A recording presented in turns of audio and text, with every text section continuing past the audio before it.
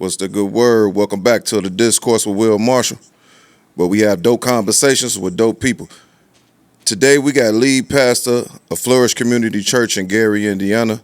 He is also the executive director of the up-and-coming Flourish Community Center, which will house services such as a daycare, gym facilities, a coffee shop, a technology lab, and just serve as a safe haven for the community of Gary, Indiana.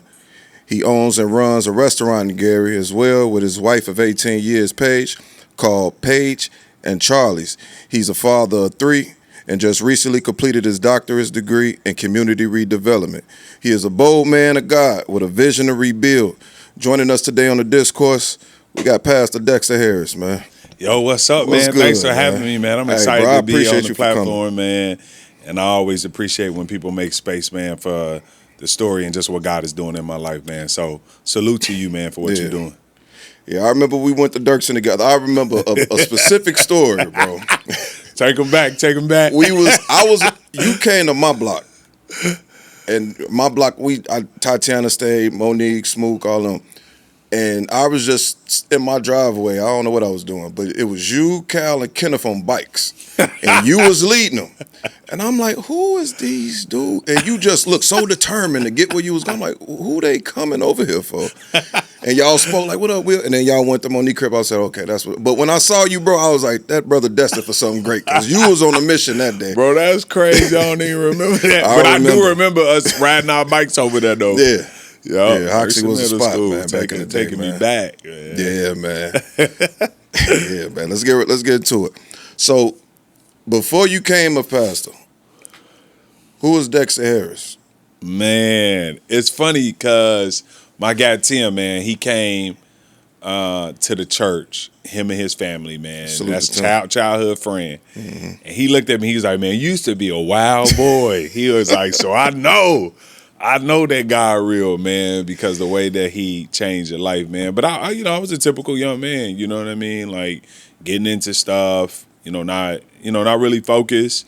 It's just like, running the streets and stuff like that, you know what I'm saying? Navigating my way through the world.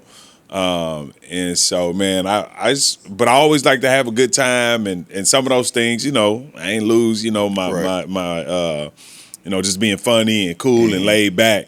But just wilding out and unfocused, man, prior to, becoming a pastor and, getting saved and giving my life to Christ. So, right. So okay, you could still say a part of that version of you still exists today. Yeah. Okay. It's just that redeemed part, Right. Yeah. So when did you hear the calling to become a pastor? Because that is a hard thing to just go after because it takes a lot of sacrifice. Yeah, I would say it was between the age of 14 and 15.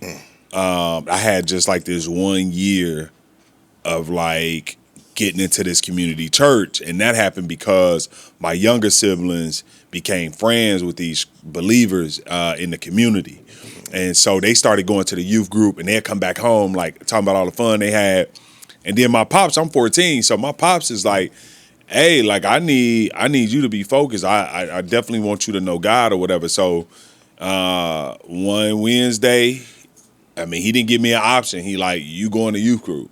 And so I went and I was actually feeling it. So I kept going with young people my age and stuff like that. So I kept going. But during that time period between 14 and 15 at that church, they had a camp that they had took us to. It was like a youth camp. It was all teens. And so I went to that, man. I heard this dude preach, man. And like, I can't even really explain it. Like words fail to express that moment, but it like God just grabbed my heart in that moment. I was like, whatever that guy just did for me, I want to do for other people. And this is like, I'm 14, 15 years old. I don't even fully understand like what it is to be a pastor. But anyhow, but I remember when we were leaving, I told my youth pastor, I said, man, I think God want me to be a pastor. Wow. And so he kind of took me under his wings for the rest of that year. But I would say that moment the seed was planted. Okay. The seed was planted. That's dope. Yeah. I mean, my parents used to always like, you got something special and you gonna be a pastor. I'm like, don't put that. I ran from it, bro. I'm not gonna lie. I'm like, no, I'm good, man. I hear you, man. But like, what was it like making that transition from not just being a believer, but a steward, a leader, and And being a pastor, like, how was that transition like? Yeah, man, it was definitely obviously a serious call, one that I had to grow into, growing my understanding and my knowledge of the weight of what it was. I would say I was grateful that the Lord was just gracious to me to put me under people where I can cut my teeth, where I can learn, where I can grow. I started just leading a lot of youth groups. My youth groups used to be large. I used to have over 100 young people, Yeah, like every youth group that I had. And it was multi-ethnic too, so I was getting that experience along the way. But I think under those circumstances, I was able to develop new muscle, right, in leadership. And as I began to grow in knowledge and wisdom and stature, more opportunities began to come. And just really just trying to like love my community well, love people well, and doors just really begin to open, and just understanding like what it is to be a leader, to lead by example. I mean, you want to be real, you want to be authentic about your weaknesses and things like that. But you try not to fall into the same traps that everybody fall into. Right. Obviously by God's grace. So Yeah. So you mentioned that you started out as a youth pastor, and with me growing up in the church, and my father was a minister and things like that, I know how it is as a youth pastor. Like, how was it watching? I don't. Pastors, let's just say that you knew that you were better than, and I know that's not a way that you should think as a man of God, but yeah. being a youth pastor, like, did you always have aspirations to be a pastor, and how did you tame that to say, all right, this is what my assignment right now, and I can't look to you to know the future what? so quick.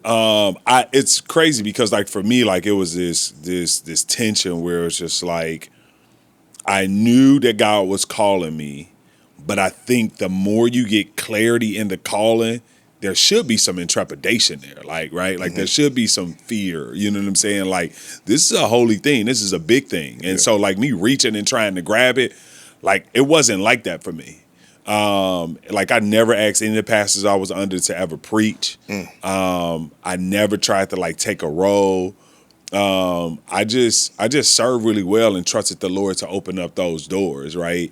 And just felt like in God's time and like God would eventually, get me there. And so it was never like, hey, this is my spot. Like, I can't wait to, you know what I mean? Like, in fact, I was afraid of it in the real sense. You know what I'm saying? So it was just like, I was like, man, I'm gonna wait on the Lord.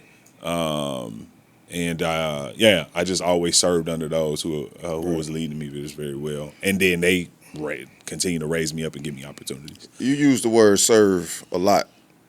And do you think that the best leaders have to be the best servers? Have to be of service to people before you can even think to take on a leadership role? Yeah, and I don't think that like leadership is a transition away from servanthood. Right. It's the same. I believe that those are the only real leaders, right? Those who actually serve. Leadership is just more responsibility to serve people well. Right. When it becomes something about my platform, my stage, and my spotlight, then that's when things begin to go south. I think power is meant to be digressed of, not to hoard. So. Yeah, that's one thing I can appreciate for what you do. Is I could just see the service. I could see that you're not scared to get your hands dirty. I could see you embrace the community and everything you do out there, man. So that's dope, man. I see you, bro. I respect it. I appreciate that 100%. What was it like? Hold on, wrong question. My fault. Did you lose friends and family on your journey to become a pastor? I don't want to say like I lost friends and family in the sense of their presence. For a season, I lost them in the sense of like understanding and alignment, right? And so there were some folks that I had to distance myself from. And some of that was just like, the Bible says, how can two walk together unless they're in agreement? It's just that we were going in different directions, right? And I think a lot of people, like a lot of my friends around me, like they didn't believe that I was serious. Right. But when they seen that, like, man, I was on that path and like I was going for it, they like, oh, okay, he's serious. But it's crazy now. 19, I turned 38 Saturday. 18, 19. It's been like 20 years now. And a lot of those friends now either, look up, or some of them go to my church. My family go to my church now. And I just think that's just a long walk of just consistent obedience in the same direction. How did you stay so consistent and obedient between 18 brother? Because I ain't perfect. I done did some stuff out here, man. I don't want people to watch this and think, oh, we'll think, no, I'm talking to this brother because I know I'm imperfect. Yeah. And I like talking to, people that can, help. But what was some of the biggest challenges you faced separating yourself as a man and a pastor? Because from 18 to 38, it's so much temptation, especially back during those times, 07, 08, 09, like it was wild. Like, yeah. How did you, like, what was your biggest challenge separating yourself from that? Yeah, and so the journey is like, the temptation doesn't like necessarily ever go 100% away, right? Like the struggles are constantly going to be there. Being on your guard is constantly going to be there. And I think just being honest, right? Because a lot of pastors and stuff, we try to prop ourselves up like we're holier than thou, or like we're better than other people. But I think it's important that people see your authentic self, and for you to be honest and to be real about the things that you struggle with. But at the same time, we are called to actually walk on a holier level per se. Mm-hmm. And so a lot of it really is like just developing a new love, right? Mm-hmm. I tell a lot of cats, I'm just like, people who love basketball, like it ain't hard for them to go practice, right? And a lot of times, trying to stop focusing on, I need to stop doing this, I need to stop doing this, versus like, man, let me grow and cultivate a new love for something different, for something else. And when you do that, like those temptations are not as strong as they used to be, because you're being satisfied by something else, which for me, that was God. That's what's up. Did you see the clip Pastor Hannah posted a few weeks ago? Was it the one about the weed worship? He said he went in the back and he smelled the band, he smelled weed, he was in the congregation, he smelled weed, and he was just like, look, man, y'all should, y'all blow that. Y'all need, He was like, I'm challenging y'all to quit the weed. Like, what's your thoughts on Christians who smoke weed? So I don't think smoking weed is wrong. Mm-hmm. The issue becoming, I think Pastor Hannah was getting at this too, when something becomes an idol. That could be anything. That could be food. You know what I'm saying? Like, you could just name your addiction, right? Mm-hmm. One of my favorite scriptures is what Jesus says in Mark, I believe, chapter 7. He said, "It's nothing outside of a man that makes him unclean. It's only what's within that makes him unclean."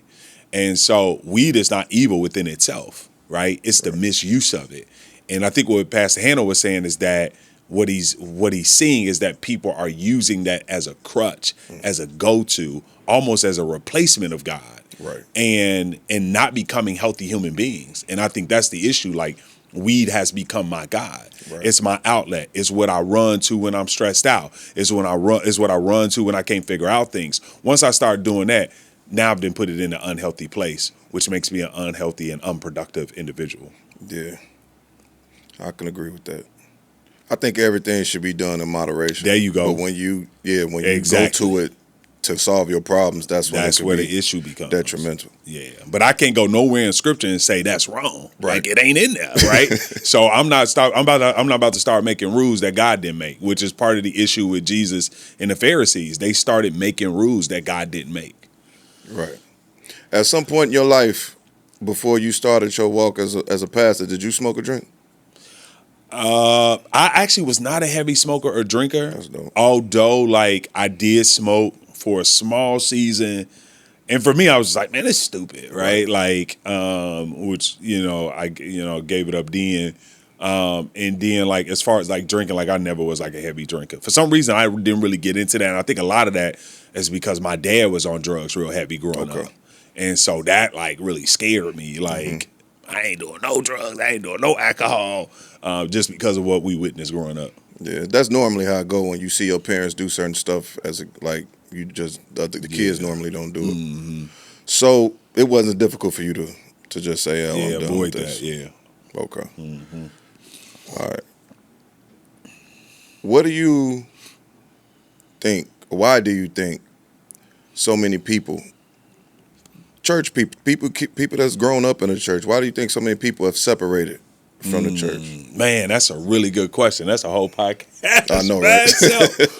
But let's get into it though. I would say that the church definitely has to take some major responsibility in the separation of itself in the community, because I think a lot of what the church has become is just trying to get people to fill up the building and fill up the seats. I think we walked away from the mission, which is to love our community well and meet people where they are. And so I think a lot of people have grown distrust to large institutions, including churches. They don't feel like it's a safe place, a place where they can be real, where they can be honest, or they feel like they're getting a shakedown when they come in. Like, I'm 10 times broker coming to church, right? They didn't pass the offering plate around, 10 times. You can't be honest about anything. And so I think that's been a real turnoff. And then on the other end, you do have people, like, no matter how well you do church per se, like, they don't want to turn from their lifestyle, right? They don't want to follow the ways, of God. Like, there is a place for that. But I think the onus is on us as a church, not to be a building with a cross on the door, but an embassy for the kingdom. When we talk about sin, and there's so many, like, how, like, us as Christians, we was born sinners. Like, how do you think God differentiates sin? Like, sin is sin, right? Sin is sin across the board. And the reality is that we all fall into that category. Right. No matter who you are. Like, we're all in need of a savior. Because I think the biggest sins to me is pedophilia, murder, and what was the other? And rape. That, for me, those are the top three. And if I was God, that would be why I draw the axe. Yeah. You know what I'm saying?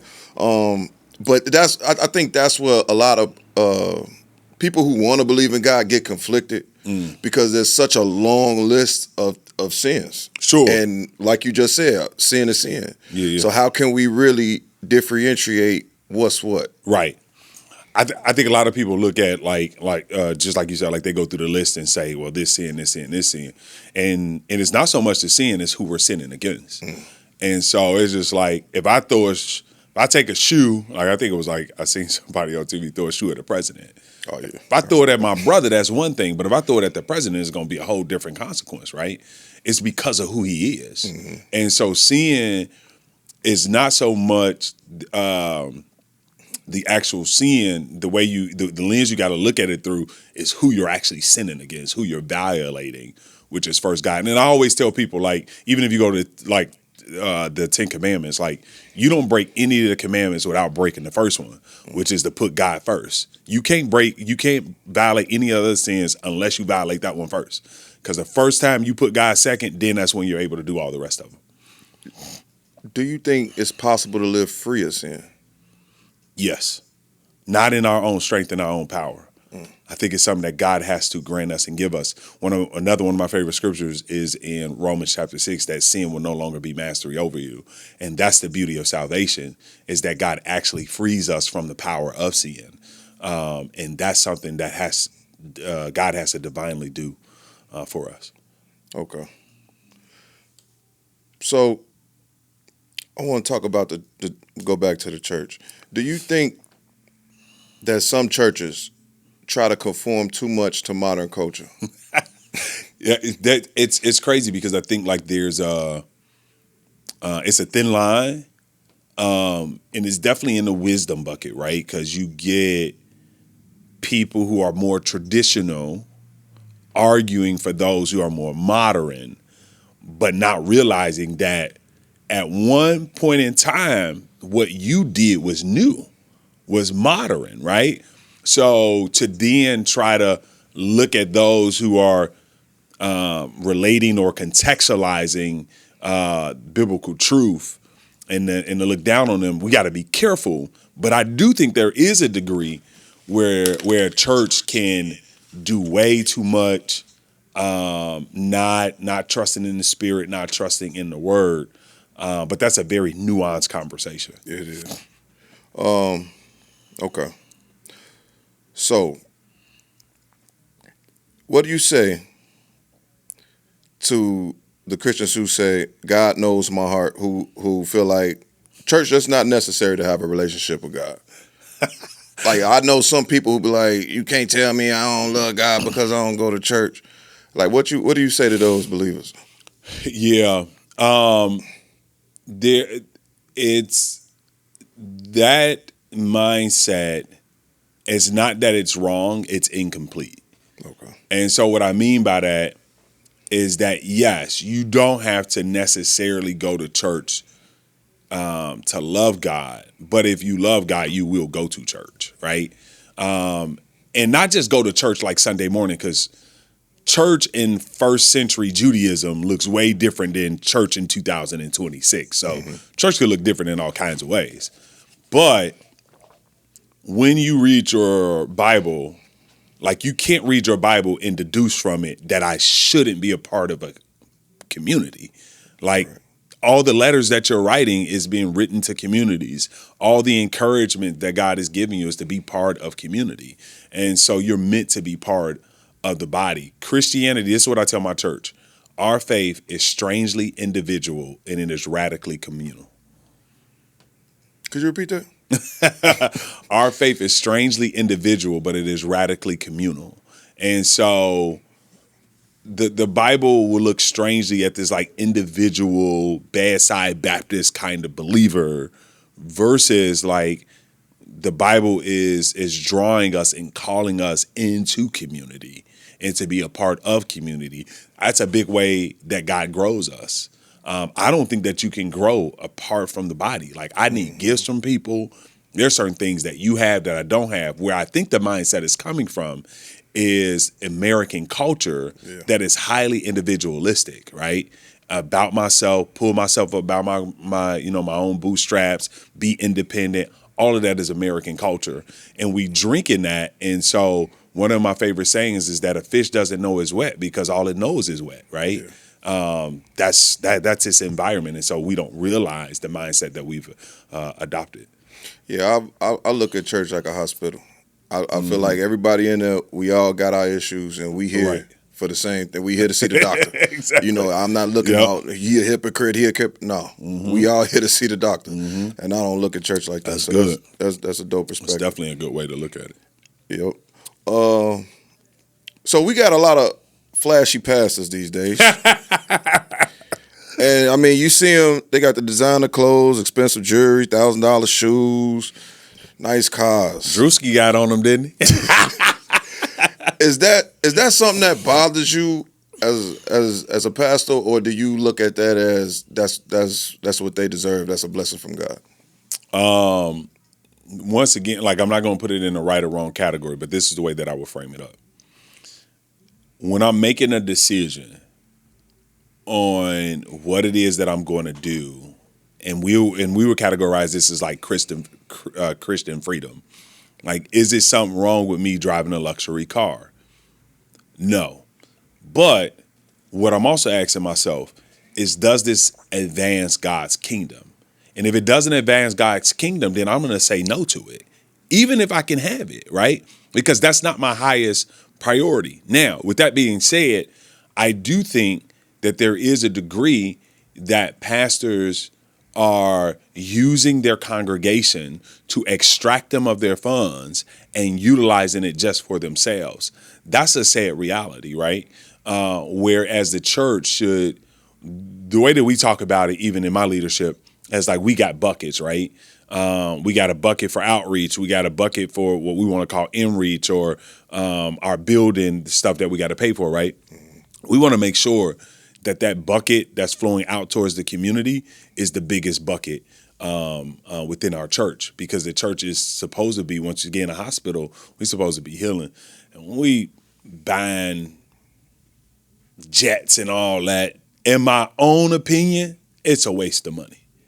Yeah, they got the church fund that's been going on for almost 20 years, and you ain't seen the brick. Church. You ain't seen a brick, man. You ain't seen nothing, man. And that's sad, man, because it is a turnoff, and I think the church got to own that and say, and everybody who say that they're a pastor and in the church, like with any organization, doesn't necessarily mean they real, right? It's false. We used to call them false flaggers, right? Like people can claim a whole lot of stuff and not be true.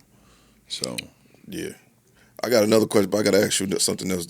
What did you see? I know you saw this. When Marvin Sapp locked them poor folks in that church, man. He said, "Close the doors." Like, yeah, man.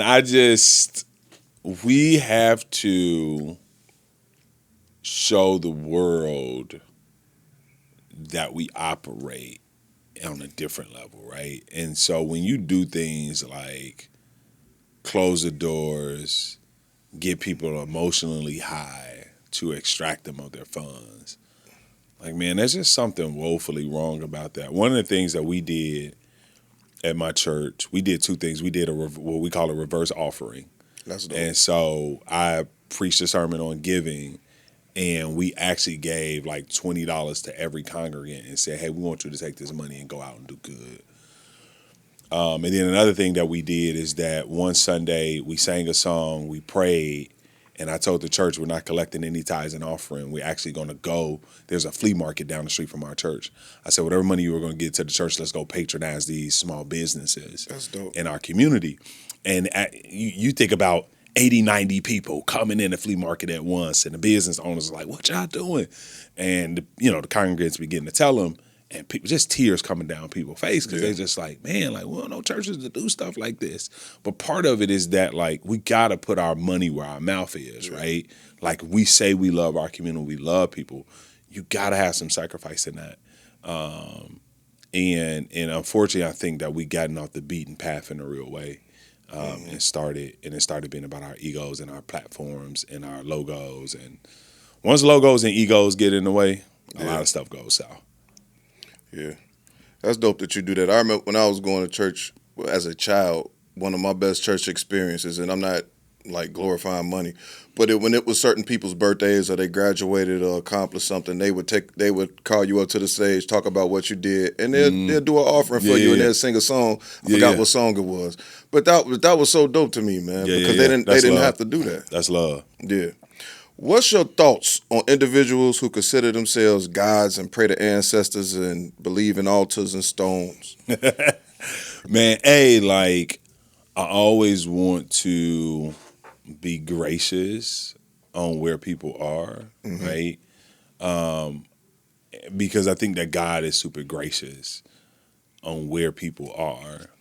And sometimes people are in things because that's what they know. And I think sometimes even as a church, like, we can come in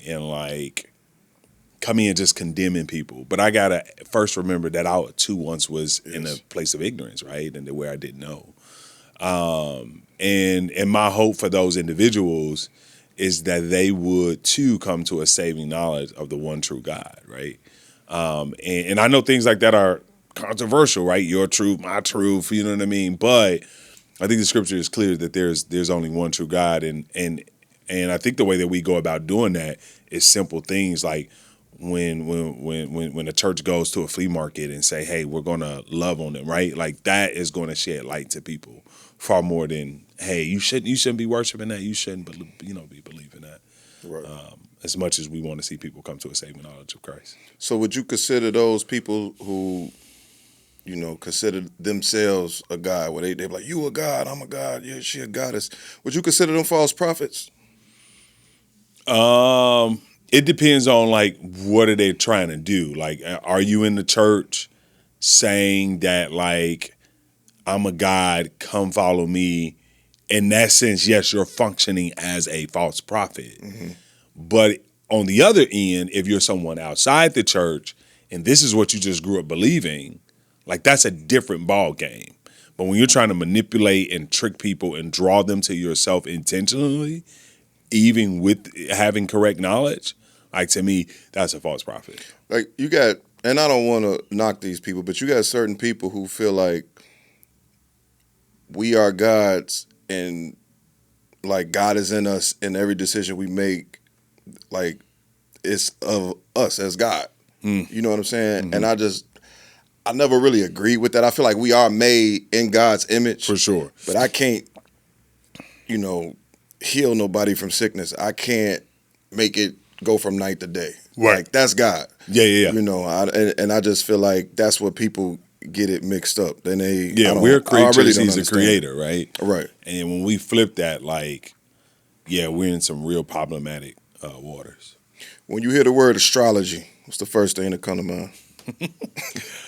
Man, zodiac signs, stars, which is interesting because right around Jesus' birth, that was one of the fastest growing religions that people don't really know about, right? Which is why, like, during his birth, you have the wise men who are coming, right? And this go back to what we were talking about at first, like people seeing themselves as God, worshiping the wrong thing. Here's the beauty and grace of God. Like, during that time, everybody is looking to the stars for answers. And that is the very place that God shows up, right? To tell his story. To me, like, that's God saying, I'm meeting people right where they are, right? And so these magi that come who are studying the constellations find the one true God who is coming into the world right there, even in their ignorance. And that's just the beauty of God, man. That's one of the things that I love about him. Like, he shows up right where people are. Yeah. Obviously with a desire to draw them into real truth. Do you think Muslim men and Christian men could ever work together? Yes, they can. I always say this. I will partner with anybody to do good. I will partner with nobody to do bad. Exactly. Now, I'm not going to let you tell me what I believe, and you're not going to tell me, like, what the word has to say. But I do think that we have to be able to navigate. One of the things I would say, like, even Paul, like, in his writings, like, he's quoting the philosophers of the day, right? He knows their language, right? And I think that we'll do ourselves good to know other people's languages without bowing our knee to another God. That's dope. Because I see it's a lot of Christian women who are looking up to the Muslims, man. And sometimes I feel conflicted. It's like, what are we? And I know, because a lot of us, I'm one of them, 1 foot in, 1 foot out. And it's like you are one of the people who you could just tell that's a man of God. But then you got other people where they know God, but their actions say something different. I still smoke, I still drink, I still suffer from a lot of, different iniquities. I'm not perfect. So that's why I say that.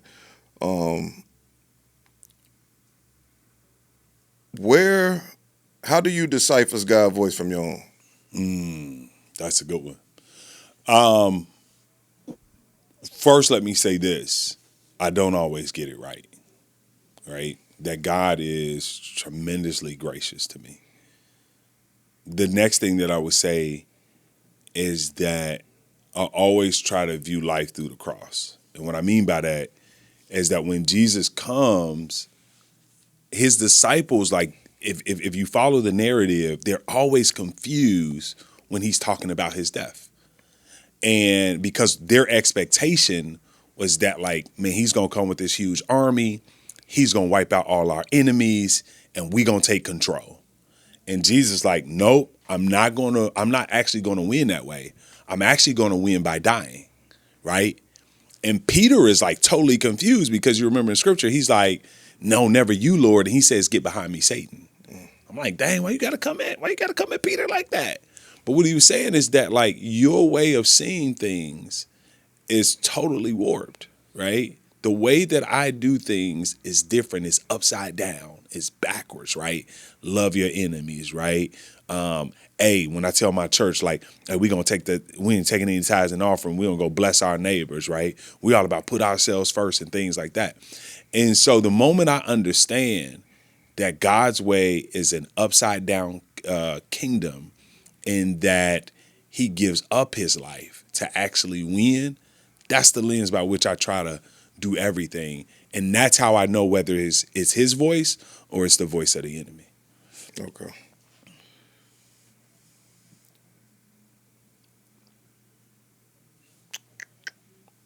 Let's get into Gary. How did your path in Gary start? Because you from out here, you from the Chicagoland area. Mm-hmm. How did you get to Gary? I end up in the GI. How you get to Gary, man? Man, interesting. Going back to that church when I was a teenager, I was there. At 19, I became the youth pastor, and then I became the associate pastor. Now, keep in mind, all this, I was volunteering my time, and I was working at a bank. Me and my friend started getting into theology and doctrine. I knew nothing about any of that stuff. I was just this passionate dude about the Lord, but then I started learning about like doctrine and theology, and I'm like, what are all these words or whatever? So we ended up finding a church out in Crown Point, predominantly white church that we started going to. I went there for 3 years. Around what time was this? Like, this was 2011, 2012. What I did not know, here goes God's providence. I did not know that this predominantly white church was talking about planting a church in Gary, Indiana. Wow. Right? That's not common. That doesn't happen, right? But it was a series of things that happened with that church, with interacting with Gary, that brought about their desire to plant in Gary, Indiana. So during that 3 years, they got to know me, long story short. When they got ready to plant that church, they hired me on as the youth dude. They hired another guy. He was a pastor for like 30 years in Gary. So he was the campus pastor. And in 2014, we planted a multi-ethnic church overnight in Gary, Indiana. That's dope. Gary, Indiana, yep. And that's how I ended up in Gary. That's dope. So how you was it like a big transition moving from out here to going to Gary? So I've been to Gary, man. You said what? I said I've been out there. Yeah. Man, you know what? It took some time to build relationships. Okay. You know what I mean? But my adjustment to Gary, my love for Gary grew very rapidly, very fast. And a lot of it was the ministry that I was doing. I just started meeting like some really like dope people. And Gary just I heard the negative narrative. Right. But once I got like boots on the ground, I was like, oh, it's totally different. Yeah. Like there's some really, really good people out here trying to do some really good things. Yeah, and what does it look like for us as a church to come alongside some of that? Yeah, I heard of some real dope people out there. Yeah. You could look at the infrastructure and think it's sketchy, but the actual people exactly. there. I mean, 6,000 abandoned structures. Yeah. It used to be a population of 200,000 down to like 69,000. But now it's like on an upward trajectory. Yeah. There's a lot of eyes on Gary right now. Yeah. Our mayor is doing this. He's doing a phenomenal job. Very good job. What's the biggest misconception people have about being a Christian? That you got to be perfect to be one. Yep. And I always tell people it's not about perfection, it's about direction. And I think when people begin to understand that, like that changes the game. That's it? Yep. I would say that's the biggest thing. Yeah. I think that a lot of people think that being a Christian means being perfect. Yeah. And when they see a Christian make a mistake, like, gotcha. Right. I'm a Christian hypocrite. because I'm not perfect. Exactly. Right? And so when I say it's not about perfection, it's about direction. I was actually explaining this to a guy the other day. I said, if right now we're in Illinois, if I say that I'm headed to Indiana and I'm traveling west, you would say, hey, bro, you going in the wrong direction. You actually want to go east if you're trying to get to Indiana. So either I'm lying or I'm confused, right? But if I'm in Illinois and I haven't made it to Indiana, it doesn't necessarily mean that I won't make it to Indiana. But if I'm traveling east, eventually I'm going to get there, right? Right. And so I always tell people, like, it's about direction. Like when I look over the trajectory of my life, am I closer to looking like Christ than I was 5 years ago, right? I'm not all the way there. I'm still in Illinois, but I'm making my way to Indiana. And eventually I'm going to get there. Yeah. It's dope. All right. Do you still listen to hip hop? Yes, sir. You still listen to it? I am. What's your thoughts on the state of hip hop today? Oh man. I try not to be the old head, and not that I'm old at all, but the guy who's like, you know what I'm saying? Because I realize that culture changes, right? And I think it was Andre 3000 that says like the reason why he got out the rap game is because he said the culture consumed them, they evolved, and now they spit them out, right?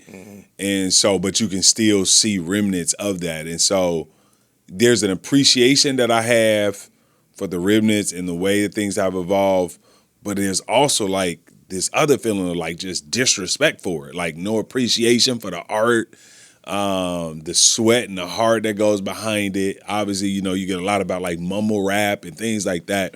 Like, I don't think that people put the same passion and heart that other like people are actually rapping about something, right? They were rapping about the culture, they were rapping about their experience, but now it's all clickbait. Yeah, you know what I'm saying. And so to that degree, I just feel like, man, there's just some huge just disrespect, man, and the content is just getting more and more vulgar and just. So as a pastor, like, what rappers do you actually listen to? Well, hey, I mean, I don't listen to a ton of music. Of course, I still listen to like old school, you know, your Biggie, your Pacs, your Jay-Z's, all that. I still rock with 50. I try to keep a good ear to the culture too, right? Because I like to blend that into my sermon prep as well.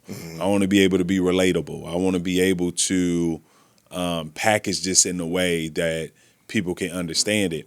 And a lot of people sometimes will knock that, but like, oh, you know, blah, blah. But I was just like, when you read the scriptures, like, it was for a Jewish audience. When you read the Gospels, you can tell that they're tailored for the audience that they're trying to, you know, the hearers or whatever. So there's a degree where we need to adapt and contextualize things. And so I definitely try to keep my ear to the ground. My kids help me with it a lot more now. We're going to get to the kids. Yeah. So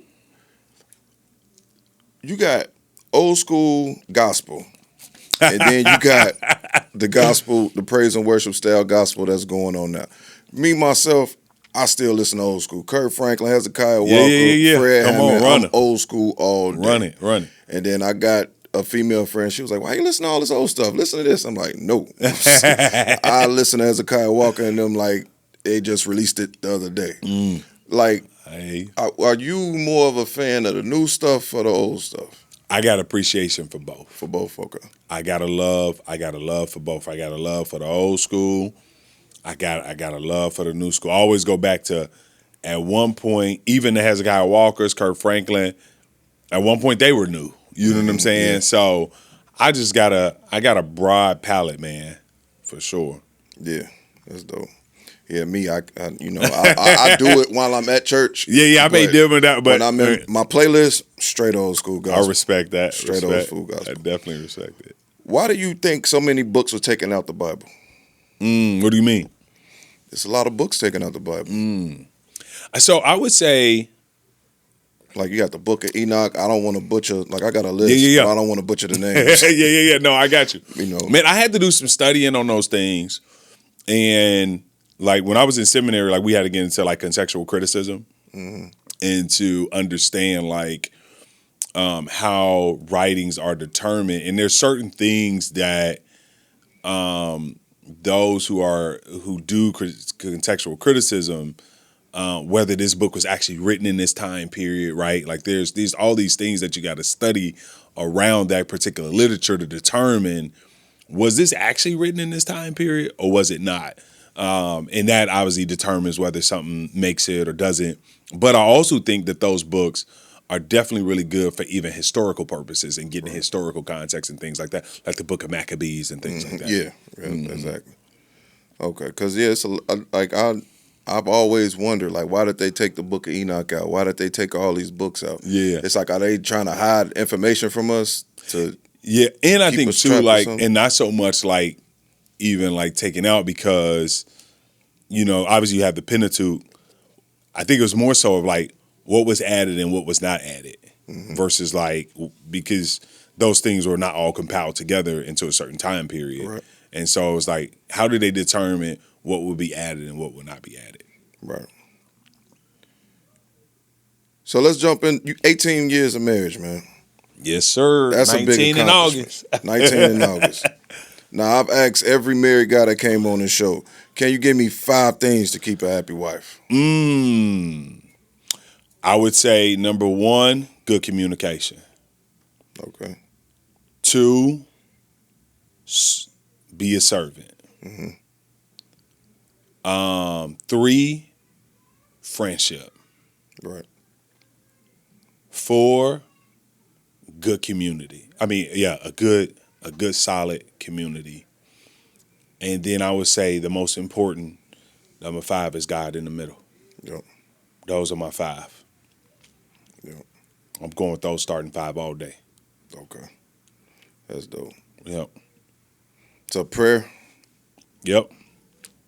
I've definitely hooked that to that relationship, keeping God centered.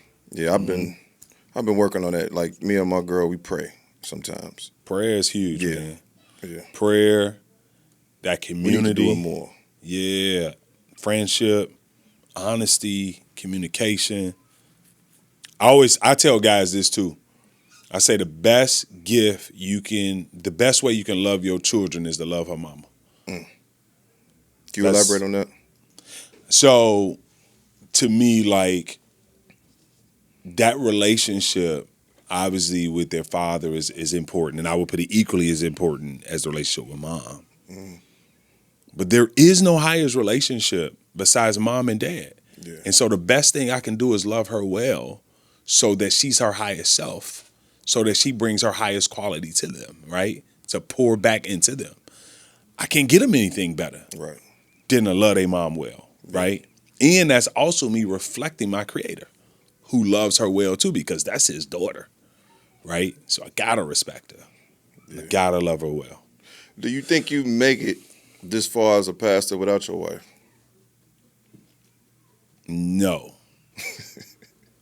And the reason why is because I really do believe that God had chosen both of us for that path. And the reason I was hesitant in answering that is because there's some people who are not called on that journey, right? And I don't want them to think I gotta have a wife because some people God called to singleness. The Bible's clear on that. But for the journey that God has called me on, I think that like He called us both together.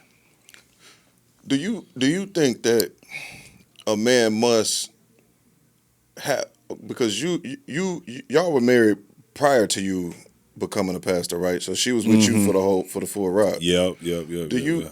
So with you knowing what you know now, would you recommend a man to accomplish said goal or get married before you accomplish said goal? Because a lot of people's philosophy is get the work done first, then find a wife. Don't try to bring a wife on while you trying to come up.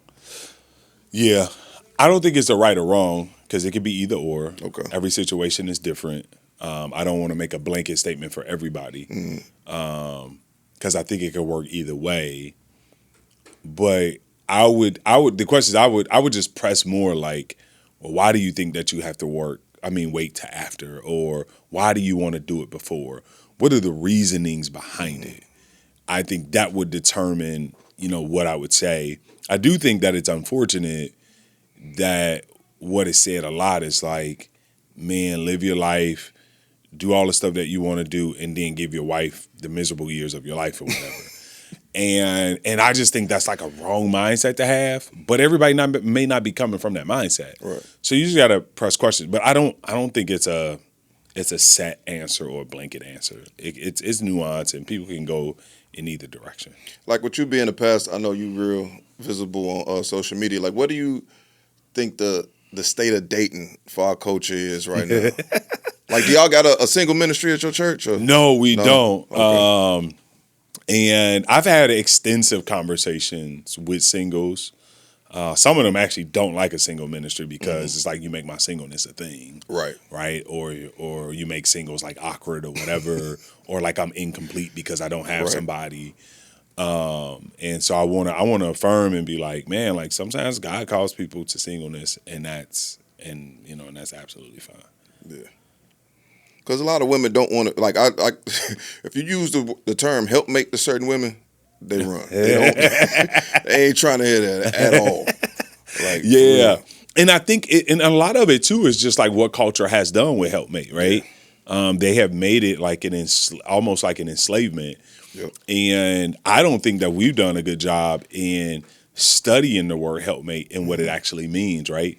Because a lot of times it's cultivated in our culture to make women feel docile or lesser than, when that's not the case. And when you do a word study on that, like sometimes it's called God's Israel helpmate. Does that make God lower? It doesn't, right?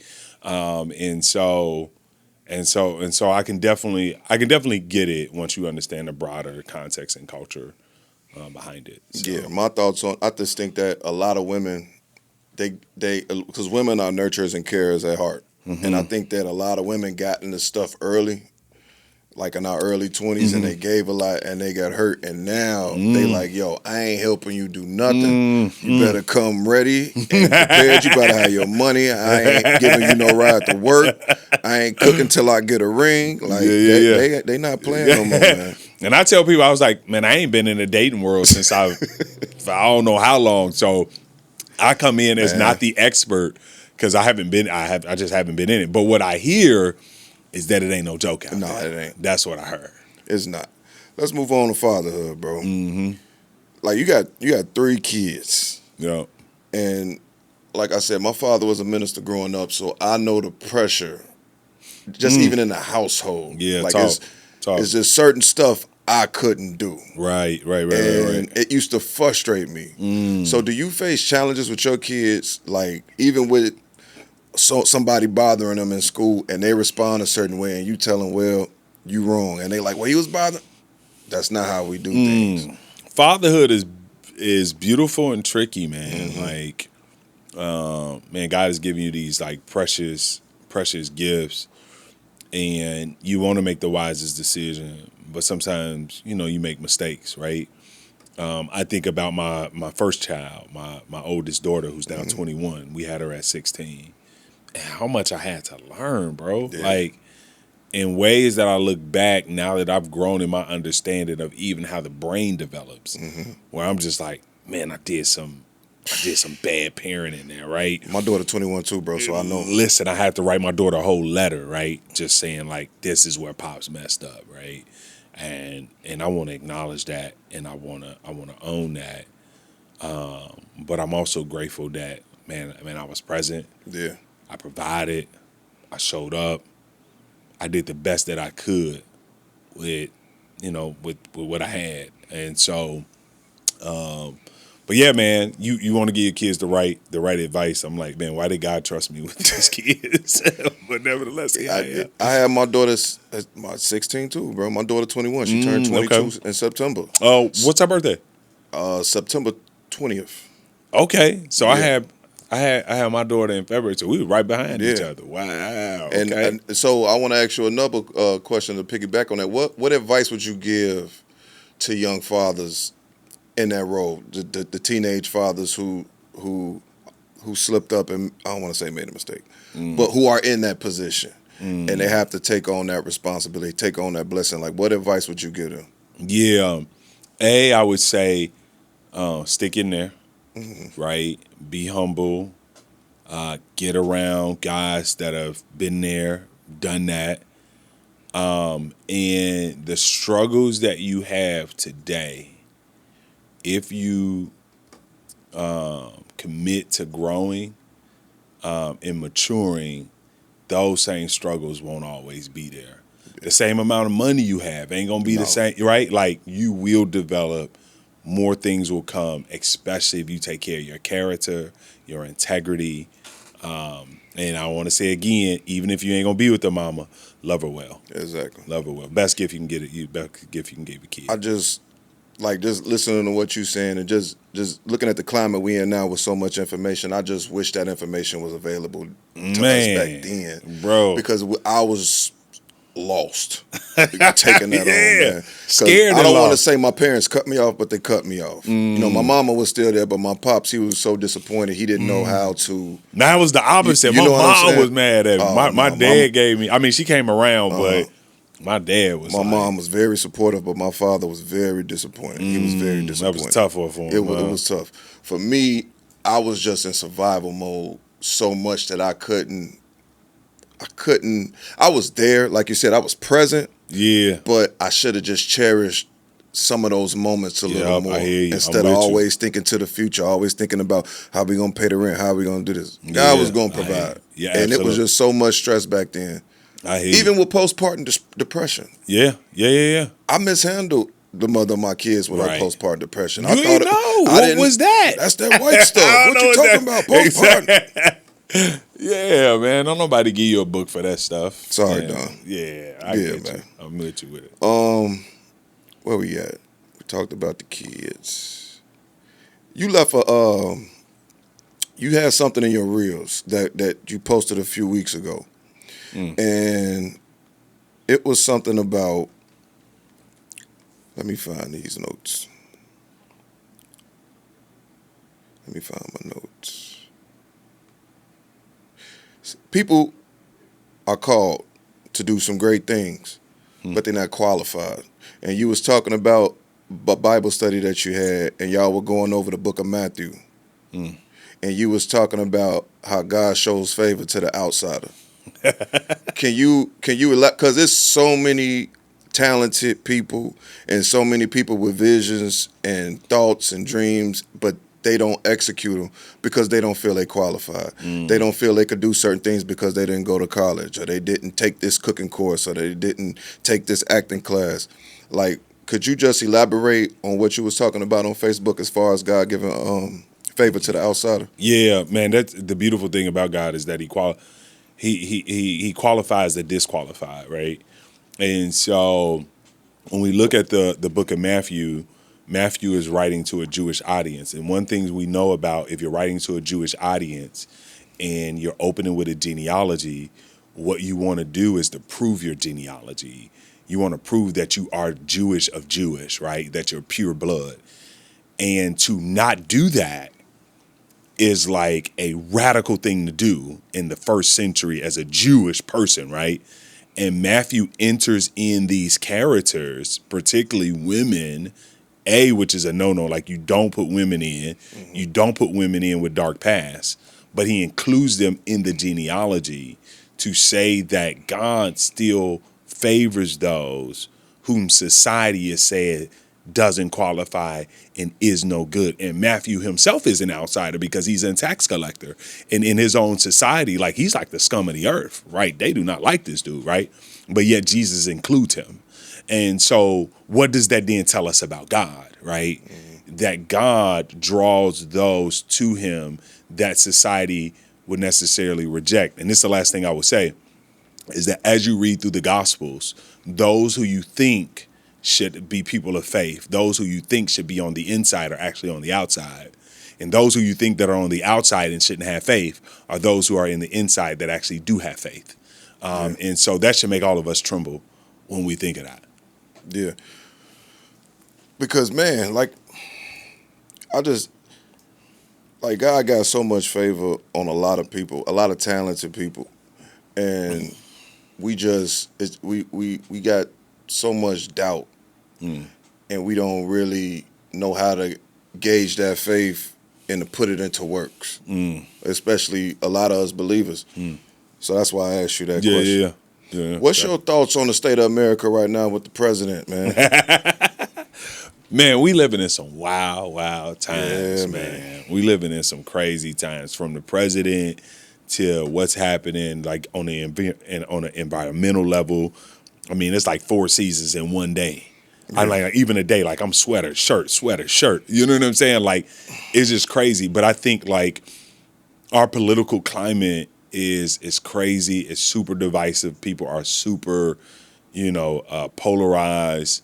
I think that there's some concern that I have in regards to the marginalized Black people, immigrants, things like that that are being targeted, and for the most part too, are suffering from some of the changes and things that are being made. Okay. So I want to do a segment. So it's just a rapid segment. You could say agree or disagree. Okay. All right. Can you be spiritual and still toxic?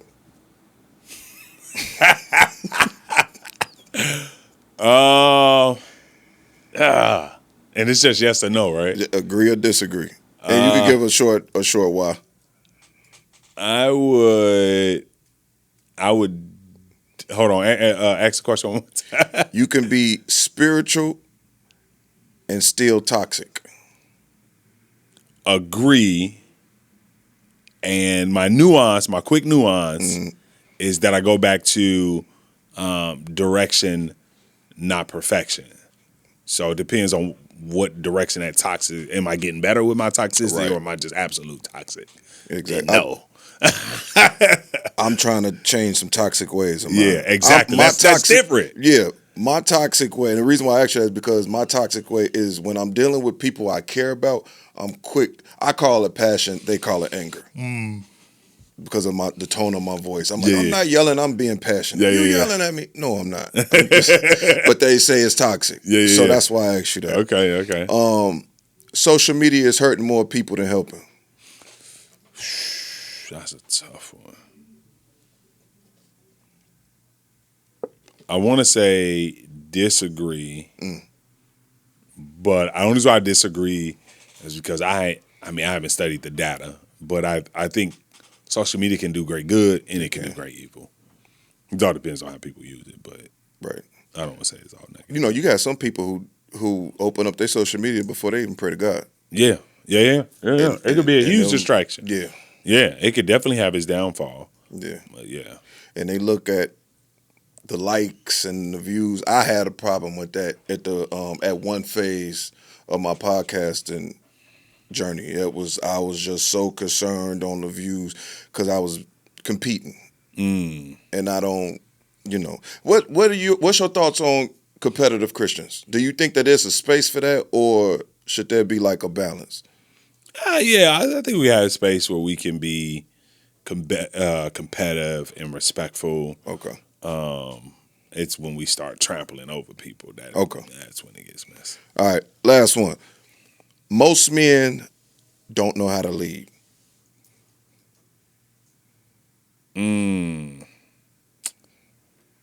I would say agreed. Agree. Agree. Could you elaborate?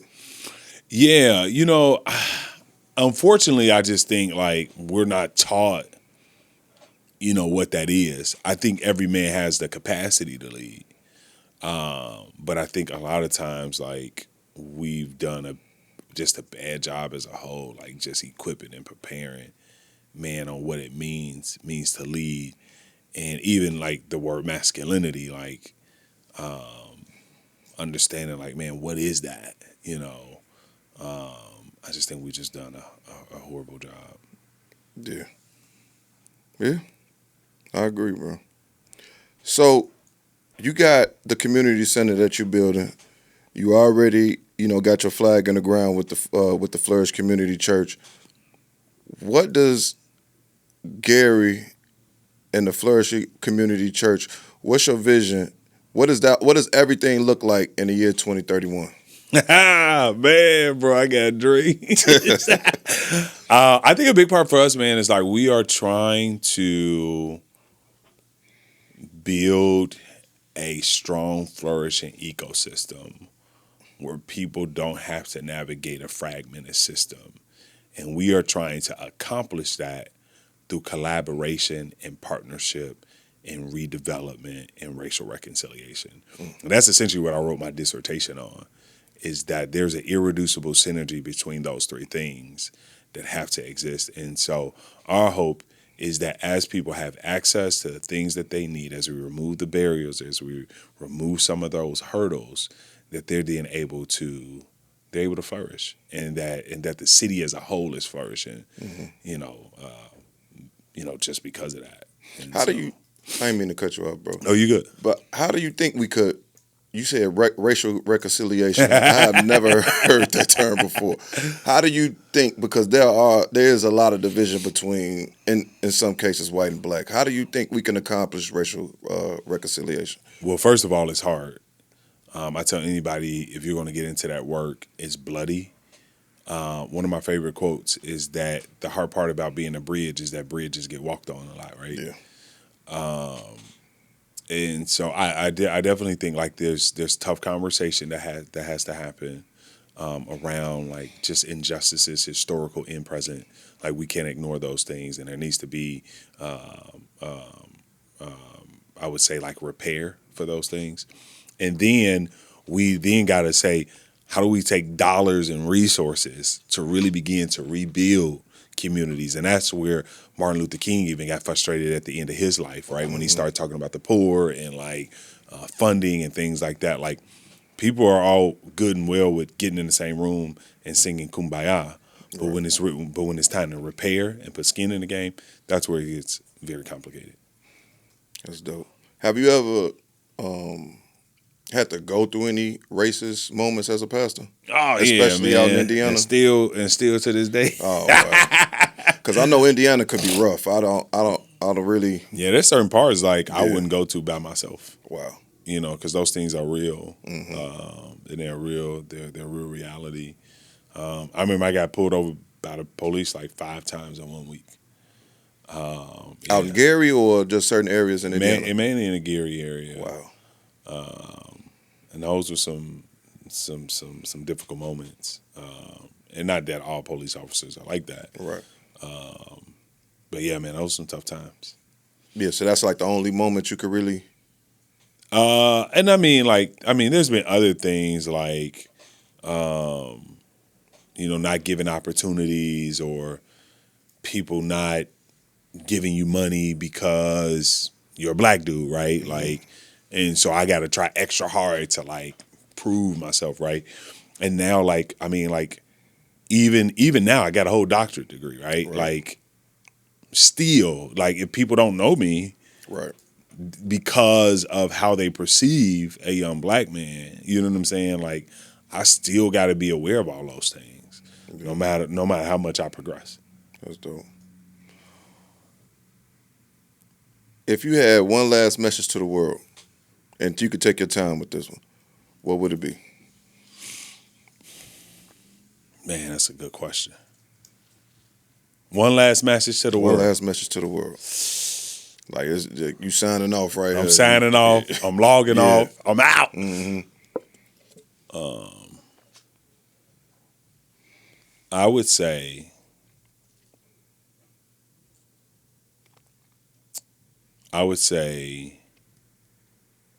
trust deeply in Christ,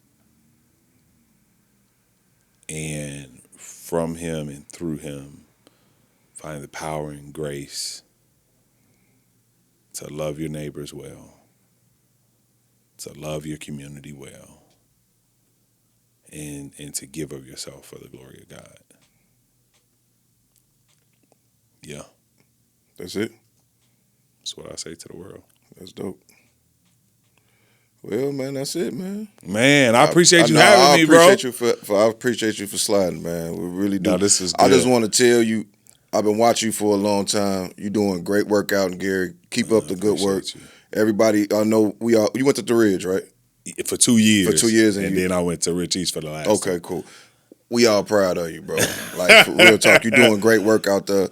I hope everything that you got planned come to fruition, man, and keep up the good work, bro. Man, I appreciate it. I'm going to actually come slide this Sunday, man. Man, come through, man. It's Easter Sunday, 9 and 11 a.m. Come check us out. I'm going to be at the 9. Okay. I'm going to be at the 9. And, man, I appreciate what you're doing, man. This is good, man. Just giving people voice and to be able to just talk through life and things like that, man. This is dope, man. Don't stop doing it. It's gonna be a huge encouragement, man. Yeah, So, I'm actually going to release this on Easter. Oh, nice. So, yeah, it's gonna be okay. dope. I Bet 'em appreciate up. you, bro. Yep, I'll be on the lookout for it. So, for everybody watching, thank you for watching this episode of the Discourse with Will Marshall. Like, subscribe, and all that cliche stuff they say. See you next episode.